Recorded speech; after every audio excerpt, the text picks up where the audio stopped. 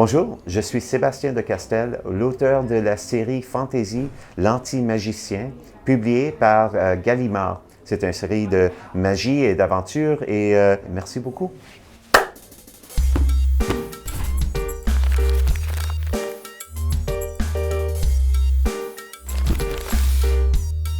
Bonjour à toutes et à tous et bienvenue sur Boîte à mots. Aujourd'hui nous sommes en présence de Sébastien de Castel. Vous êtes l'auteur de L'Anti-Magicien et j'avais une première question.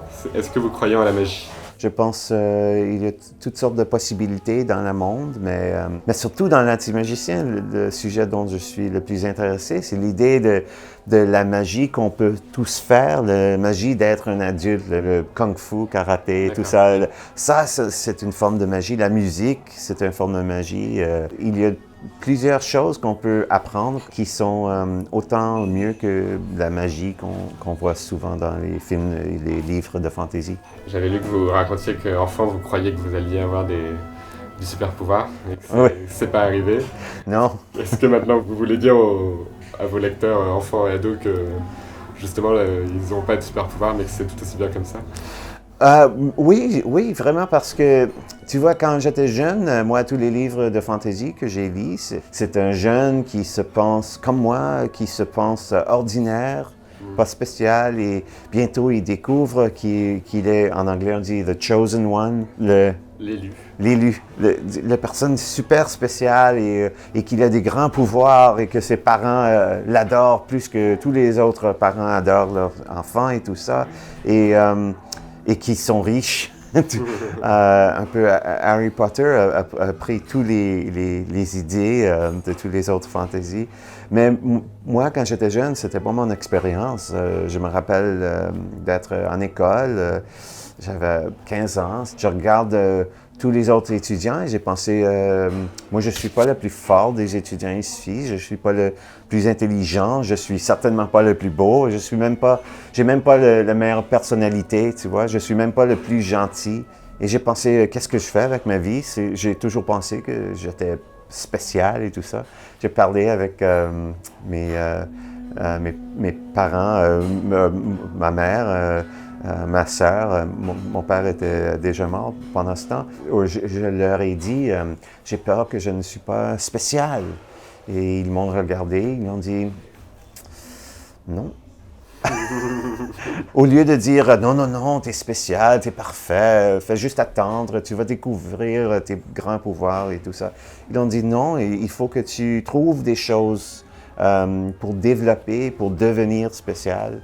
Et ça, c'était un moment très important dans ma vie. Je pense que c'est un moment très important dans toutes nos vies, de découvrir la responsabilité de chercher des choses qu'on peut développer dans nous, tu vois.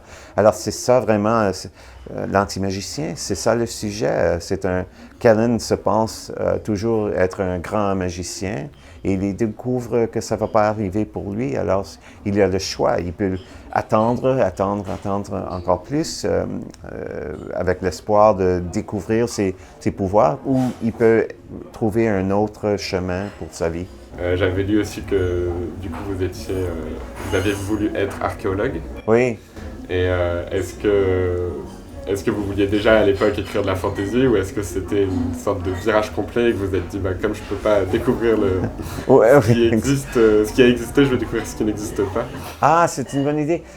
Tu vois, quand j'étudiais l'archéologie, mes enseignants m'ont dit, tu vois, chaque fois il y a un nouveau film de Indiana Jones, on a plusieurs étudiants qui veulent être archéologues seulement parce qu'ils veulent être Indiana Jones.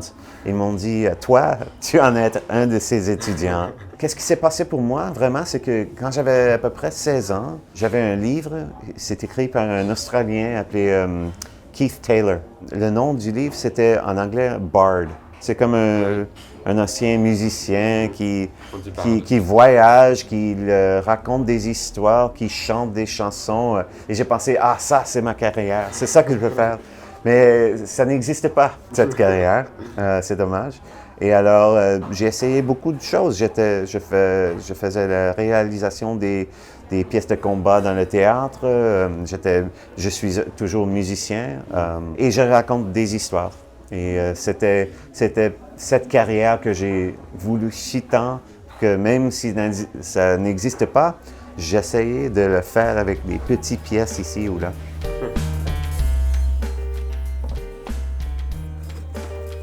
Et voilà, déchirure. Moi, quand je vois ce mot, je pense toujours à déchirure, mes carrières. Parce que quand j'étudiais pour être archéologue et je l'ai fait pour 4 heures et ensuite j'ai déchiré cette carrière complètement et après ça, j'ai passé un an ou deux, j'étais un acteur.